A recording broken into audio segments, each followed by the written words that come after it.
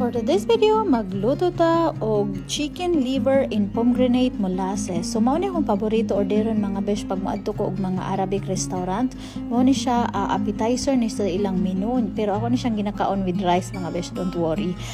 So mao ni siya mga besh, yun ya karon lang ginin ako siya i-try og luto mga besh kay fascinated kay ko ani nga recipe. So nagpainit lang ta diha og oil mga besh, unya ato nang i-fry ang atong chicken liver. Gi-slice lang na nato siya depende sa size nga atong gusto, no.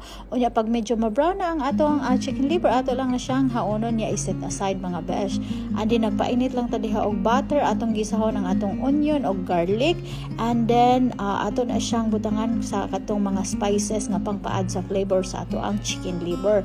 So pag na-brown na ang spices mga besh, atong ibalik ang atong chicken, unya ato na siyang timplahan sa atong pomegranate molasses, and then isimmer lang na siya mga besh og mga 3 to 5 minutes hangtod nga mag-separate ang oil dito sa chicken liver, and then ato lang i-add ang atong katong fresh nga fruit, pomegranate fruit, and then haonon na siya mga beshi, and ready to serve na ang atong chicken liver and pomegranate molasses. For more recipes, follow!